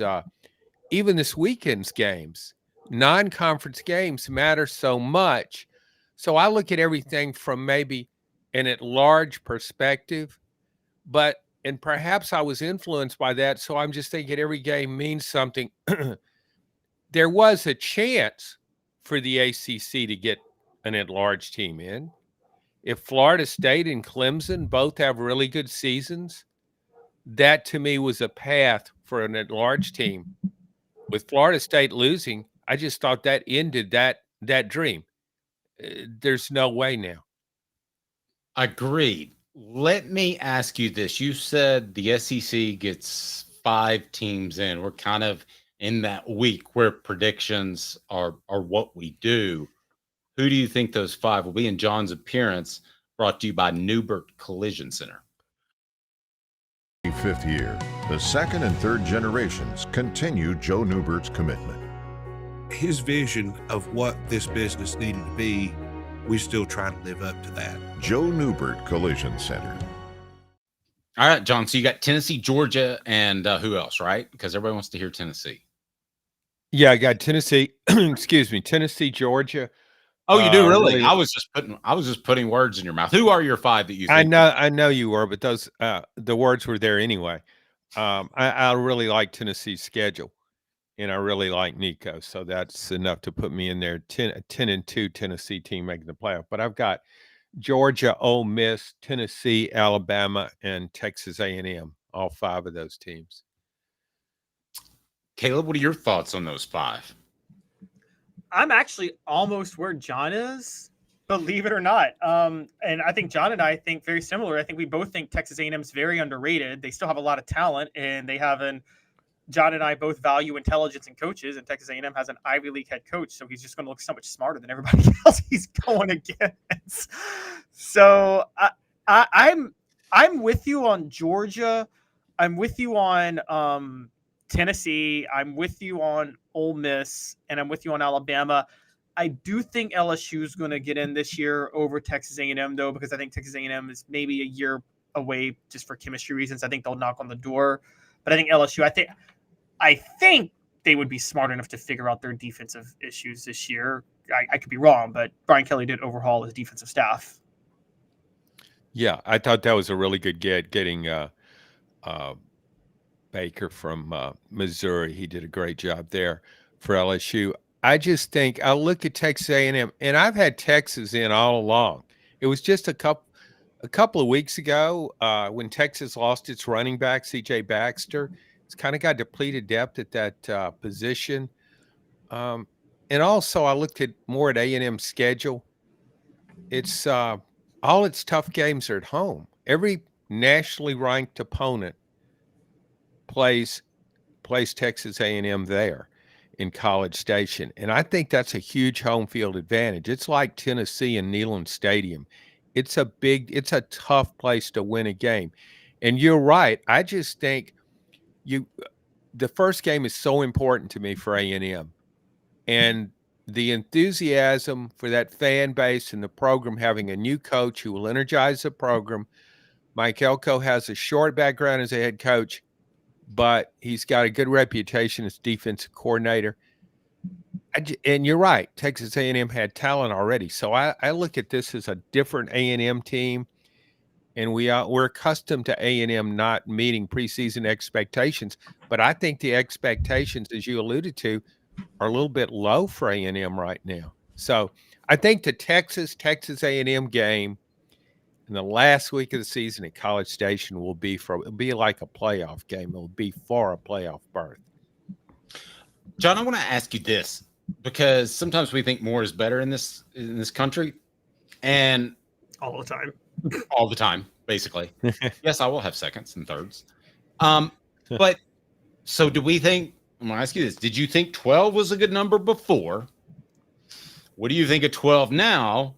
And what would you think of the potential of 16, which they're probably going to do at some point because it's more money? How do you look at 12 now compared to where you were, and what do you think it'll be? I'm fine with 12, but ideally I would say 16. I think I would too. Caleb is going bonkers right now. Caleb, Peyton Manning actually wants to weigh in. They're like, that is total bullshit. Very opinionated today. I'm having to be forced to maybe come to y'all's side for this reason. The whole 12 first-round bye thing is kind of stupid to me the more I look at it. And, John, I talked about this. If you're Tennessee, say you get into the SEC championship game and you got to play Georgia to win the SEC title, and the winner's going to get a first-round bye, but the loser's going to get a home game in the first round against a group of 5 team they're going to blow out anyway. Why not just rest your starters for the SEC title game, consider that your bye, and then you just got to beat an easy home, got to win an easy home game in the first round of the playoff? Yeah, I'd actually be in favor of eliminating the SEC, not just the SEC, but all conference championship games. Me too. I think it can create some really weird situations, and we've talked about it before, where you could have maybe the third team in the SEC might be in the best spot. I mean, if you're going to get, you don't get a bye. Yeah, you do get a bye because you don't have to play Georgia, Alabama, or whoever the top 2 teams in the SEC are. So to me, that's a favorable situation. And one thing that concerns me about the 12-team playoff, and I sound very pro SEC. This sounds like a Greg Sankey press release. Like all these at-large teams. I've been reading a lot about college football, and when I look at that group of 5, I think sometimes a group of 5 could have a team playoff worthy, but I don't think it does every year. And to me, you're costing an at-large bid from another conference. I would kind of like to see it, I guess, as an at-large bid. If you went to 16, that would be okay. But right now at 12, when I started looking at the top, I looked at it. I don't know, you guys may look at it differently, but I looked at Boise State and Memphis as 2 teams I think could compete for that. That's a possibility. And a third may be Liberty. Liberty has a really weak schedule, and that will hurt it. But I look at those 2 teams, and do I think, could they beat the 5th best team in the SEC? Could they beat the 3rd best team in the Big Ten? Could they beat the 2nd best team in the Big 12? I don't think so. And so I would kind of like to – I don't like that. And I also don't like Notre Dame just, hey, we're Notre Dame and you're not, so we're coming to the playoff. What is that hat that you've got on, though? Live Lucky. Oh, Live Lucky. I thought that was a Notre Dame hat at first. It's all these black clover hats. They all have the clover leaf, and I get that a lot, particularly when I wear the green one. It looks like Notre Dame. I think I've told you this story, but Butch Jones's last year, memorable as it was, in preseason, I was wearing one of these Live Lucky hats, and preseason practice. Butch being sort of a fashion aficionado. You have not told me the story, and I'm excited. Oh, okay. Yeah, Butch being an fashion aficionado noticed my hat and said, I need one of those Live Lucky hats. Oh, I thought he was going to, because I remember the time that the baseball team was warming up before a game or something during spring practice, and they played Sweet Home Alabama. So he left the practice field to go make sure that some administrator could go over there and turn off that song that was going to be over by the time they got over there, because you could hear it on the practice field during spring camp. I thought you were going to say that he's like, that's a Notre Dame hat. How could you wear that? Well, he doesn't. He needed a Live Lucky hat in the worst way. He really did. I thought that showed more self-awareness than I originally believed Butch Jones had. I mean, well, I would have thought that he was very lucky. He had that juice bar. John, he was telling people when he first got hired that Tennessee would out-recruit Alabama because of their juice bar. Yeah. He said a lot of things Tennessee would do. Yes. Those sleep studies would push it over the edge too. Man, absolutely. The team went to sleep. So John and I have a discussion every Monday about what we're going to talk about on the show. And then Caleb and I have the following 3:45 a.m. production meeting. We don't really have that, but we'll stick with that. So John and I are talking yesterday, and this is when I knew that this would be one heck of a topic, because John hesitated, I hesitated, and there was dead air on the phone. And John, we've had time to think about it, so we won't have dead air on the show, but it is on our YouTube page. If you want to vote, you can do so now. Let me ask this real simple. If Nico matched Hendon Hooker in 2022, would that be enough? Now, to be clear, I'm talking about, let's say, the next 2 or 3 years. That's his ceiling, is Hendon Hooker. So your choices are, yes, Hooker was a Heisman candidate. No, Nico should be better. John, where do you stand? Well, it's a close call because Hendon Hooker had such a great 2 years here, particularly his last season before he tore up his knee. But the thing with Nico is the expectation of being great. His widely ballyhooed and speculated on NIL deal. He's getting a lot of money. He's getting a lot more money than Hendon Hooker did. And I think we look at this now, the college landscape, and we kind of see NFL because players are being paid, and it's just when you sign a free agent or when you draft a player and you get a number 1 pick and you spend a lot of money, the expectations are higher for him. I think the expectations are that Nico will lead Tennessee to the playoffs and maybe win a national championship and maybe win a Heisman, because he's got all this coming in. And I think that can't help but factor into this. He's considered one of the greatest quarterbacks Tennessee's ever had already with 1 start. And I just don't think you can eliminate those expectations. As good as Hendon Hooker was, he couldn't push Tennessee across the finish line. Admittedly, a different postseason situation. But if Nico leaves here and Tennessee doesn't make the playoff, fans are going to be really disappointed. I don't think they were disappointed about Hendon Hooker because Tennessee came up short in the playoff. Well, now, in all fairness, I'm going to turn to Caleb, but in all fairness, that team would have made the playoff if it was a 12-team playoff. I know we're talking apple and oranges here, but bottom line, it didn't make the playoff. Okay, Caleb, if Hendon Hooker is Nico's ceiling, is that a disappointment? Yes.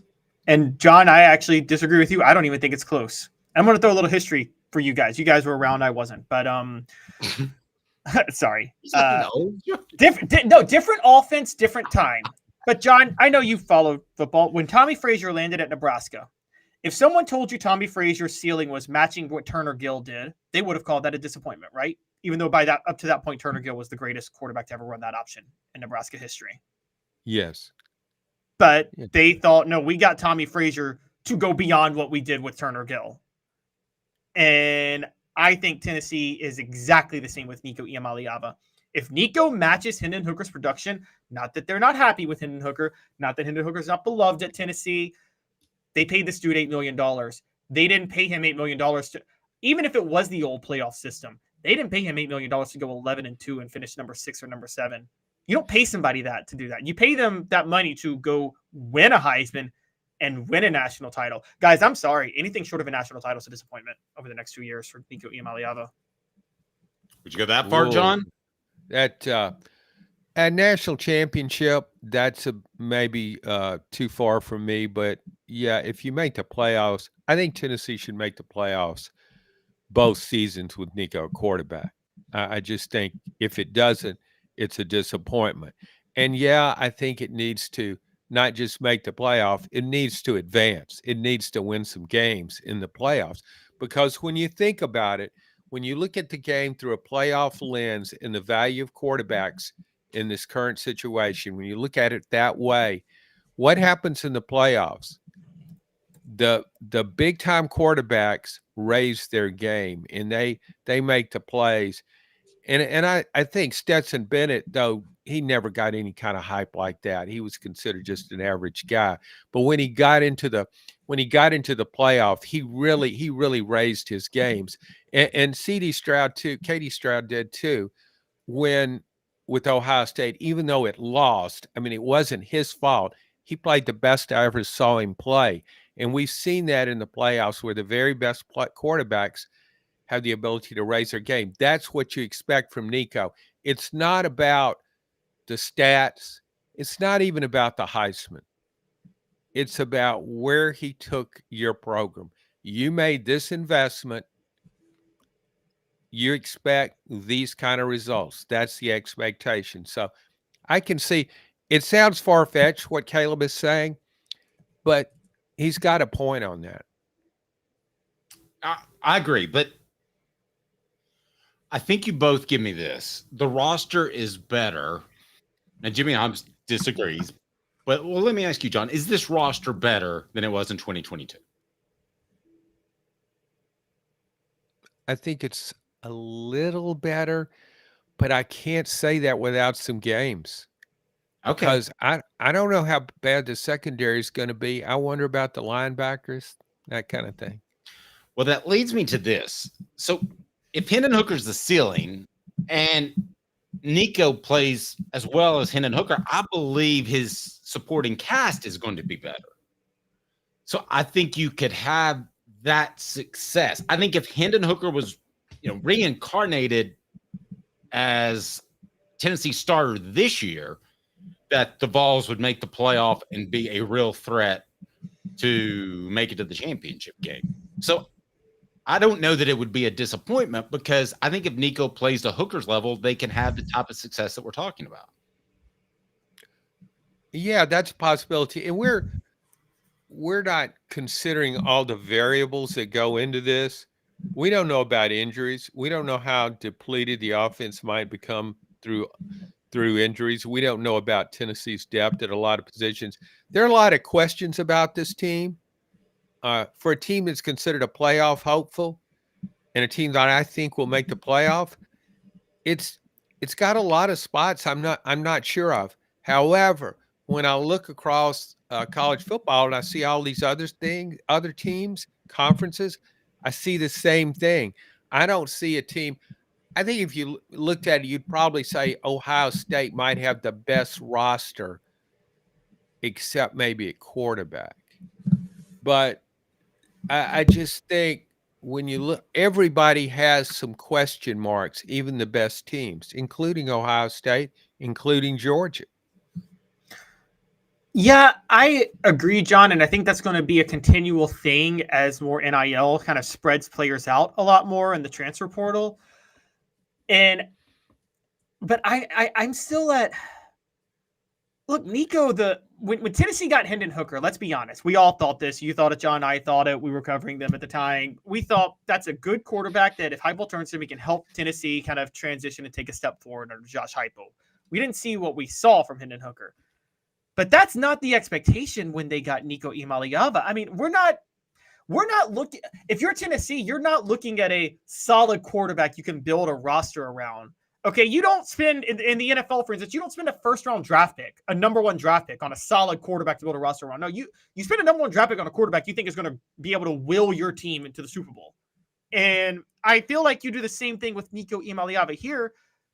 You recruited a guy not to build a roster around that he can help, be a good part of. No, you built this team around him to carry you through the playoff.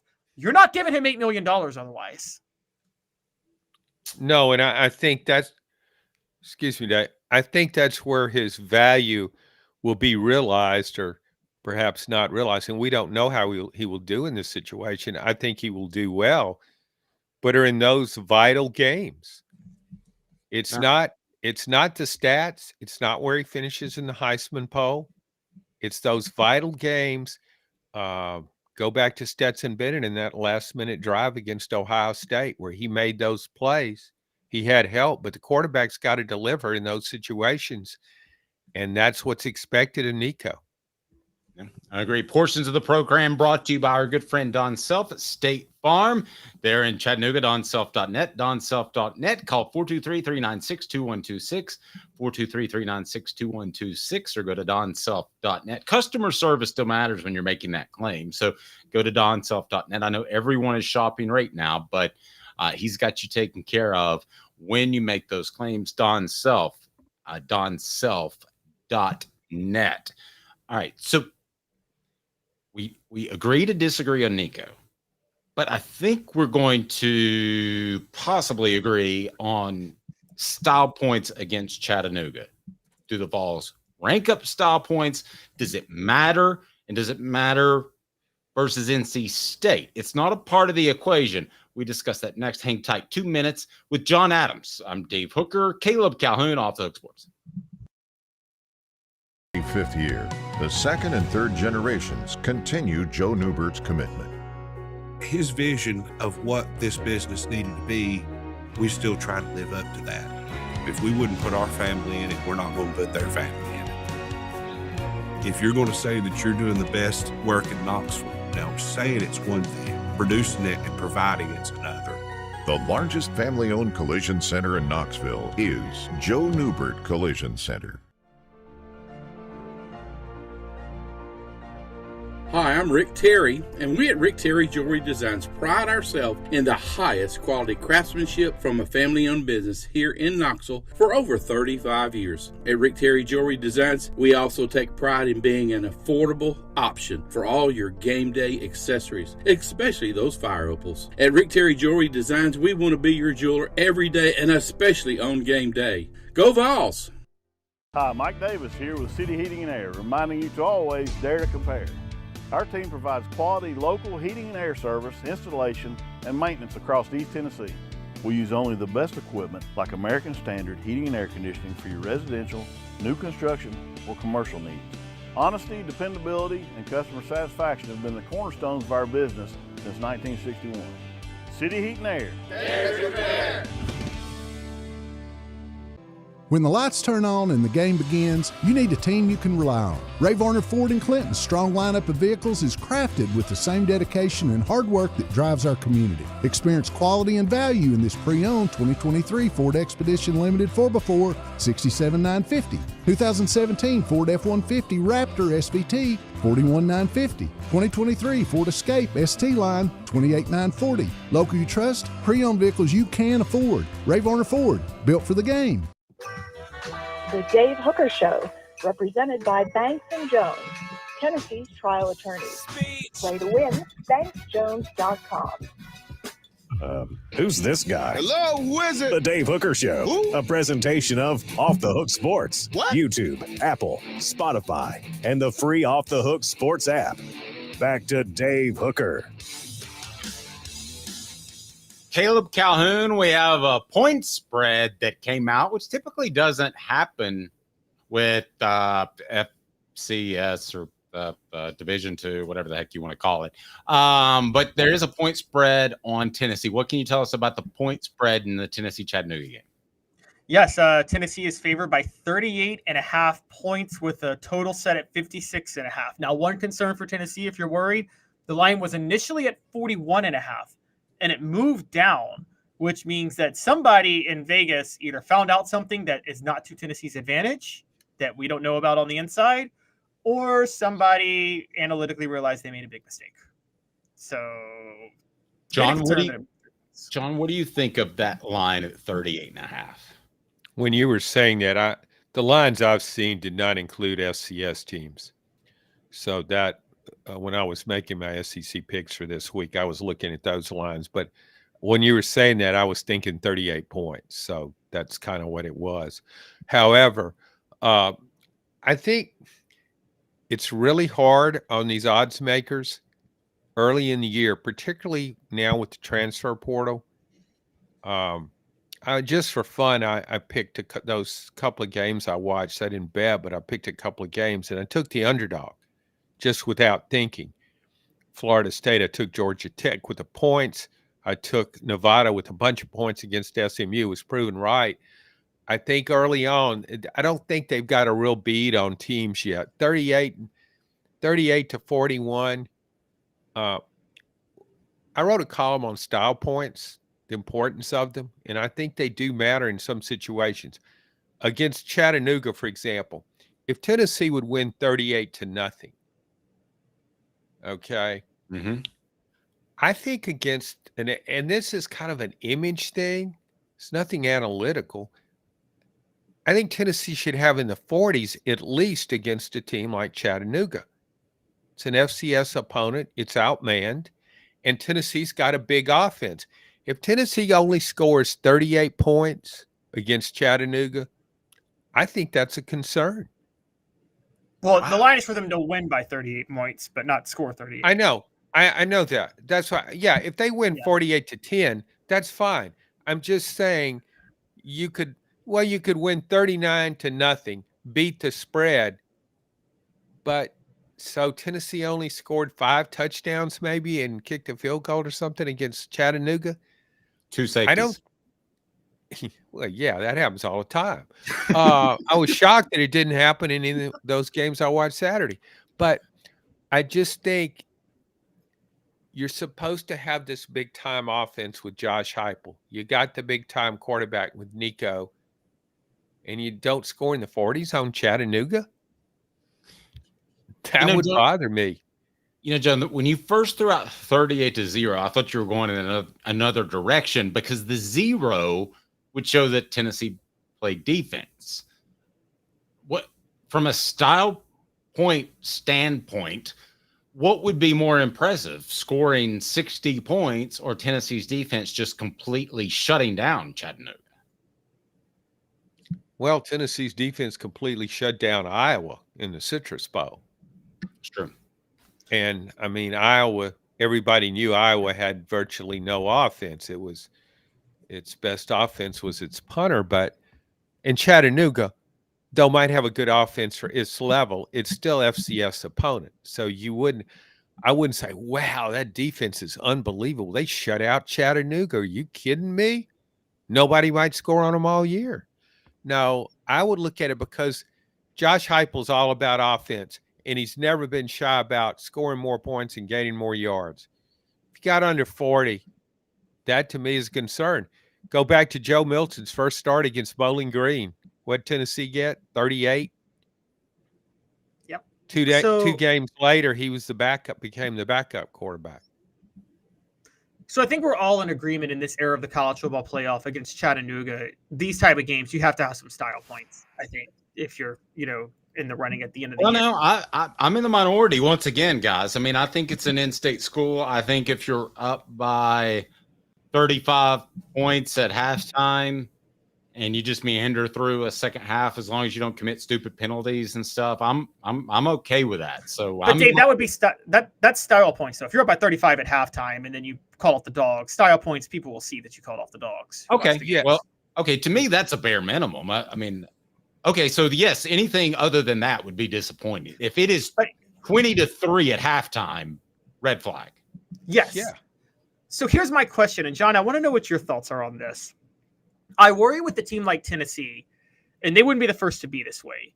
Now, I know this doesn't always apply historically because Nebraska was a physical football team who won with style points because they won every game like 50-0, it felt like, during the triple option years. But typically, them being the exception, I feel like there was a persona of pass-oriented skill position teams, even though Tennessee runs, but a team that runs an offense like Josh Heupel's that drops 60 regularly on lesser opponents. And I feel like the perception is that they can run up the score against lesser opponents because they're all finesse, but when they get to facing physical teams like Georgia or in the playoff, they're not good enough to hang. And I feel like that perception has always been out there. And my best example was Florida under Spurrier running up the score on everybody, and then they face a physical team like Nebraska in 95 and get blown out. So do you think from that perspective, the psychological aspect, style points could actually work against Tennessee because it feeds the stereotype that they're a finesse team? I really don't think the selection committee's going as deep as you are, Caleb. Maybe they should, but I don't. Here, I think if that would have happened maybe 10 years ago, it would be more of a factor, because I think now we're accustomed to seeing big scores in college football. We see high scoring games. And I wonder about teams. When I look at a team and it's winning 38-0, I wonder always, and it's physical, it's dominant on defense, it runs the ball, controls the line of scrimmage. I think, what if it gets up against a better team and it can't do that? Does it have the firepower to make the big plays, to go 80 yards on its last possession in a playoff game? So I lean to offense now the way I used to lean to defense. I see it as an offensive league, and you better be able to score a lot of points. Now I don't. Sorry, John. Okay, go ahead. No. Against Chattanooga, it's a certain level I think you have to attain for image purposes. If you score, it doesn't matter if you win 45-0 or 55-0. I think once you reach a certain point, it doesn't matter. And to Dave's point, where you leading at half, or Caleb's, it's 35-0 at half, and you end up winning 48-3. It was obvious when your first team was out there, you were dominant. You're supposed to be dominant for a period of time, so that doesn't matter. But the example I used and this bothers some people. The example I used in a column was, say Tennessee's playing NC State. Last possession, Tennessee is up by 9 points. The game's in hand. Tennessee's on NC State's 20-yard line, minute and a half to go. It can run out the clock. I think it needs to score, because I think, say, a 16-point win over a team that could make the top 25 looks better than a 9-point win. And some people say that's running up the score and it doesn't really matter that much. I disagree. When I'm evaluating teams, and I'm going down the list of scores, and I see beat NC State, ranked 23rd in the country, by 16 points. I'm not thinking back, well, they scored right there at the end. No, you got a million games you're looking at. I'm just seeing the score, and I think it matters. Vote on our poll question on our YouTube page. Should the Vols run up the score against Chattanooga? Oh, yeah, light it up. It's 87%. No, an inferior in-state team gets 13%. So, John, I think clearly you are. Who cares? Yeah, you're on the right side. I was going to try to take the defense of this is an in-state team. They get their money, take it easy on them, but it appears as if I'm in the minority. But my point was, Caleb, and then you can go where you want to go. If they're up 35-0, I don't think there's a point in keeping Nico out there to get to 70-0. I guess we had two different definitions of running up the score. Yeah, I don't mind if you pull the starters and run up the score. Like, I know Jimmy Johnson gets a lot of hate for running up the score on Notre Dame in 85. And that Notre Dame high school, that coach's last game, it was Jerry Faust was his name. I can't remember. But he pulled the starters in the third quarter it's not their fault if you can't stop their backups. But John, I do break from you of like, if you're up by 9 and you can run out the clock and you leave your starters in to go for a touchdown, I think the committee would catch that. I think that'd be a headline. That'd be a headline everywhere. And so because of the headline, they would know about it. And I think the headline would actually look worse than the actual touchdown. There's a possibility that some people would look at it that way. I could see that. Yeah. I'm just, I don't have any problem with teams, quote, running up the score. I think it's stupid if you keep your starters in when the game's in hand and you're risking injury, certainly. But Like if you Tyrone got Prothro? your backup, yeah, if you got your backups in and you're racking up points, you run your offense. I don't care how, this is not, it's the defense's job to stop you. I mean, if you want to put an end to that, put in a mercy rule and say, if you're up by 42 points in the fourth quarter, game over, go home. Thanks for playing. But don't complain about how bad you're getting beat when the second and third teamers are scoring touchdowns on you. You shouldn't have scheduled the game. Preach. Everybody agrees with me. Most people agree with me as well that you should go to Sports Treasures, where you can visit Knoxville's oldest card shop. Sports Treasures in North Knoxville has been there for over 35 years. Hit that QR code so you can follow them on Facebook because they have frequent updates. They just had Chris Brazel. We're kind of in a bit of a debate about how to pronounce his last name, Brazel or Brazil. But anyway, they had a signing with him, and they'll have more signings as the season goes along. So we would encourage you to follow them on Facebook. That's Sports Treasures. And I know John's a big fan and a big one of the most influential members of Hooker's Corner, where you can get increased recruiting coverage, win fantastic prizes like that Joe Milton autographed mini helmet that's just over my shoulder. All you have to do is join at Hooker's Corner. If you can drop that in the message board, Caleb, I would appreciate that. And it's just $9.98 a month. And Friday, we will give away that helmet. So you want to join now. John, there is at least one person on this show that has been suspended. And I don't really want to go into depths of that, but I didn't do anything wrong and got Employee of the Month at the Knoxville News Sentinel. I'll leave it with that. Deion Sanders has decided to suspend a reporter. And I know this was not on our docket to talk about, but I specifically, given your history in the newspaper industry and the media industry, sorry to pivot on you, but I wanted to get your take. What does this say about Deion Sanders and the Colorado football program? Well, it's a clown show, and it has been one for quite a while. Colorado thought, when it hired Deion, Colorado had no presence as a football program. I don't think it had any more presence in Colorado State. It was just kind of out there. Nobody thought about Colorado football. It hires Deion, and all of a sudden, everybody's talking about it. The networks went crazy. ESPN went crazy. Everybody's talking about how great what Deion's going to do. It's a clown show, and I give Deion Sanders tremendous credit for promoting himself. It's, yeah, you'd have to be a total simpleton not to have figured that out by now. It's all about Deion. It has nothing to do. Colorado's just a prop.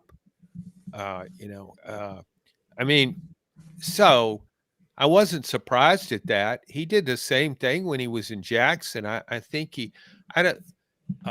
Jackson, Mississippi, when he was, I don't think they did in the university. I don't remember it suspending a reporter.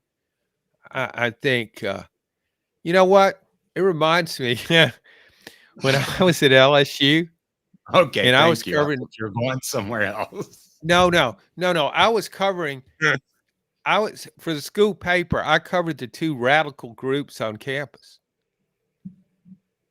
And are we talking political radical stuff? groups? It was like they weren't really radical by today's standards, but anyway, they were always protesting things and things of that ilk. And I was all about it.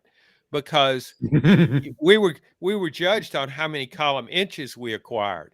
And I got a lot that way because they were always doing stuff, usually stupid stuff. But one of them, when he was arrested, he got one call. He called me to get a story in the paper, and I obliged. And so it was a win-win for the two of us.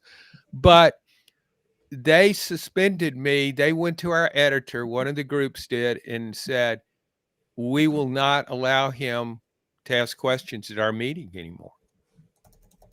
And our editor was thrilled at the idea. So he sent me over to the meeting, but I didn't ask any questions. And we had another reporter writing about the meeting. So I can relate to that. I've probably, I don't think that's ever happened to me in the real world. It did at school, but I don't think it ever happened in the real world. Get suspended. Well, it's happened to me. But that was kind of an odd situation in which Bud Ford was ultimately deemed a fibber. Go ahead, Caleb.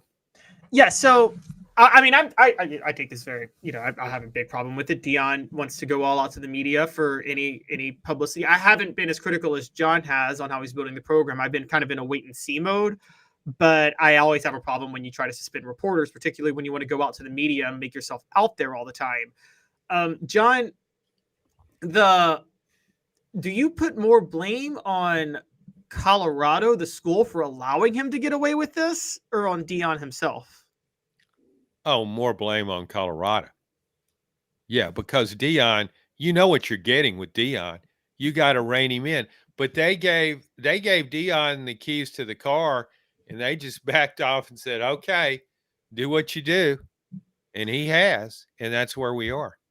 And I just wanted to play off this a little bit for either of you guys. Did Butch Jones, didn't he do some similar stuff where he wouldn't let negative reporters try to come into the media if he could keep him out? Or people who wrote negative columns? John, I thought at one point, didn't they not let you ask a question or something? Yeah, I kept raising my hand and they wouldn't let me ask a question as to Butch Jones. That's when Shy Tuttle was injured. Yeah, that's a pretty good story. Pretty classic. And then Jimmy did it for you? Yeah. So I just kept raising my hand.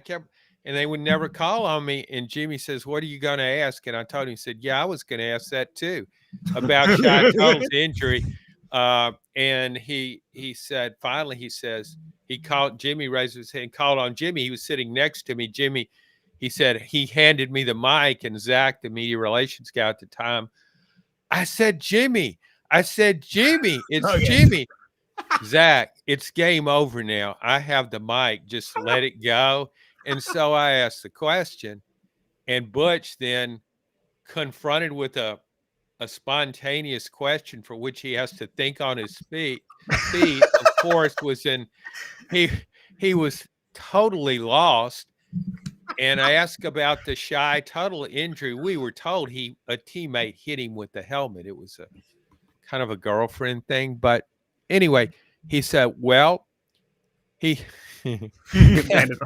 fell on his helmet in the locker room. I mean, wait a minute.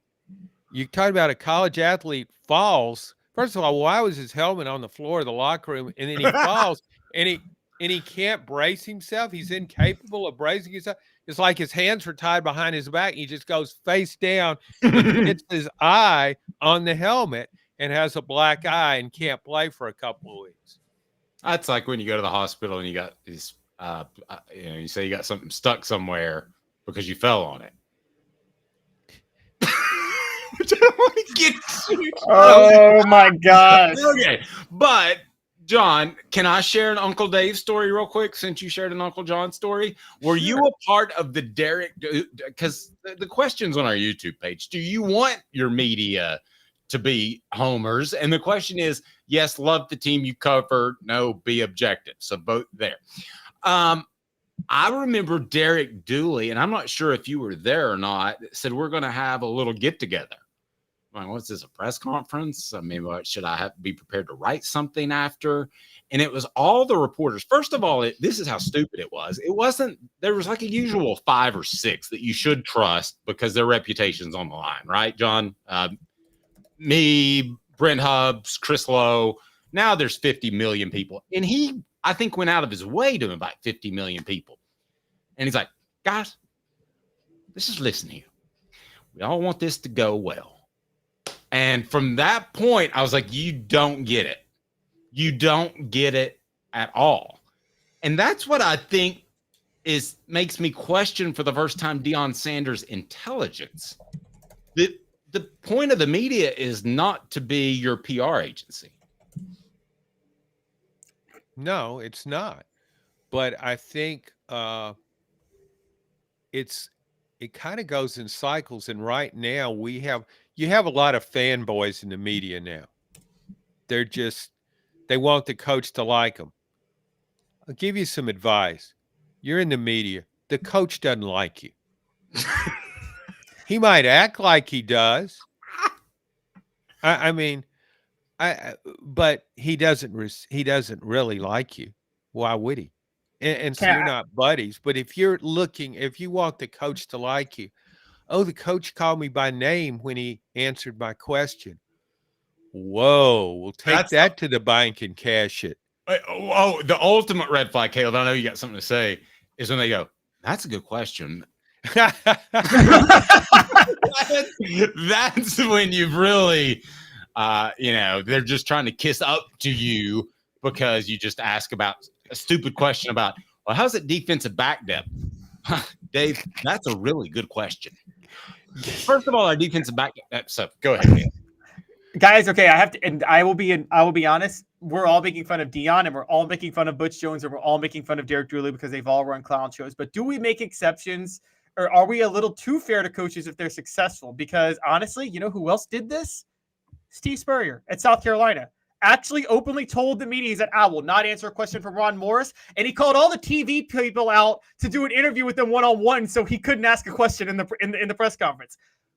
But we all love Steve Spurrier. But isn't that just as ridiculous as what Deion did? Or is it different because Steve Spurrier is smart and actually knows how to win and knows what he's doing?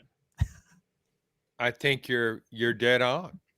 I think, Steve Spurrier could get away. That was awful what happened there. And I got along great. I had a great relationship with Steve Spurrier.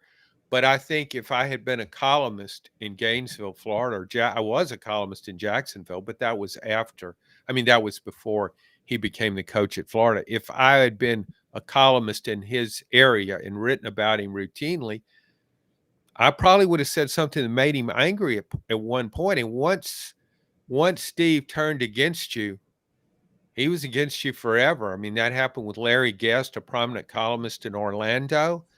They were played golf together all the time, and they had a falling out. But yeah, you can't. Coaches are that way. You could write 99 perceived positive stories about a coach, and then write one column critical of him, and he's like. I mean, that pretty much happened in Arkansas when Houston Nutt was a coach with Wally Hall, a columnist in Little Rock. Dave, you know Wally. And he covered Houston Nutt since he was a high school football player. And he wrote one column. Huh? I wasn't aware of the Nutt thing. I am aware of on his childish show. But I am aware that Butch Jones forced at least 2 reporters that covered his team just off the constant verbal barrages and in-office cursings to give up the business entirely. And that's what? Yeah, I don't want to share their names now, but I'll tell you off the air. I mean, I think he was so taken aback that everybody wasn't. And I was also told that Butch Jones was, when he was on the Alabama staff, he was on the sideline. And he said to one of the reporters when Tennessee was struggling, he said, well, I was winning 9 games around here, and y'all didn't think that was good enough. Well, he's got Arkansas State. He had on those 9-win teams, it wasn't good enough. No. See, I know John would wear it with the badge of honor if Butch Jones cussed him out. You would go right back and just write another column, wouldn't you? Well, yeah, just give me an extra column. They're just like John Stern and more coffee than ever. John, have a great day, sir. We love you. His appearance is brought to you by our friend Neubert Collision Center. Check out Jeff Neubert.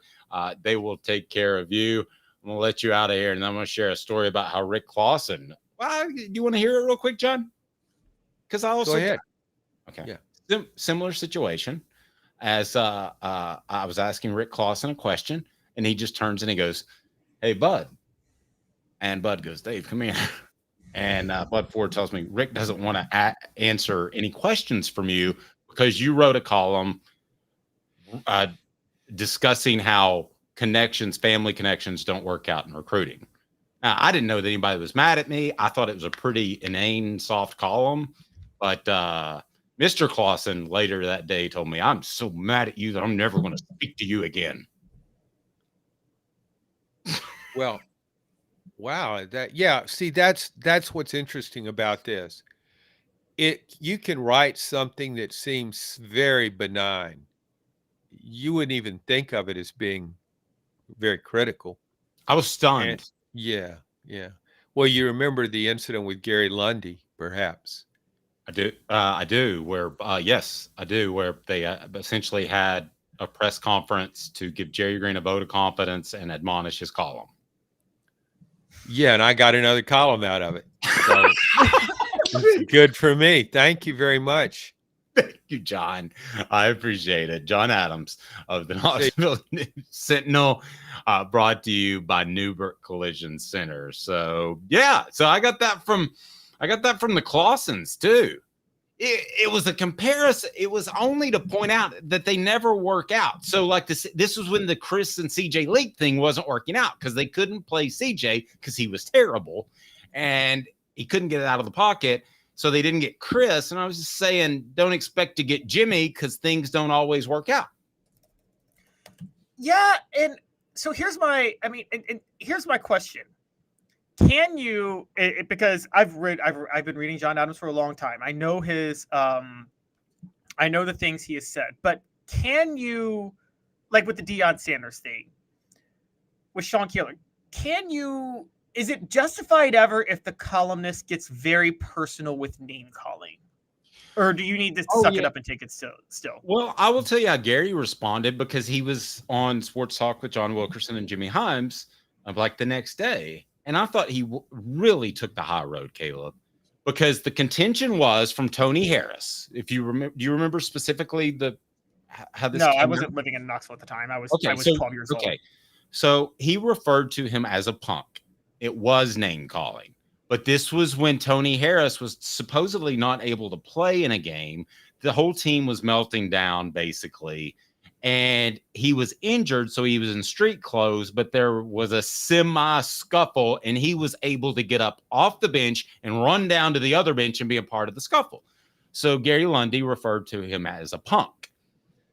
Tony Harris then went to UT and said that punk was also potentially a term in prison for homosexuals, which I'd never heard before. And that's why he was so offended.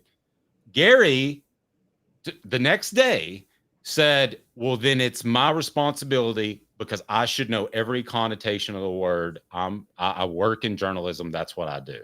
I thought it was a total BS thing. I don't know about you, but I've never heard punk tied to homosexual tendencies. To me, that's just a punk's punk.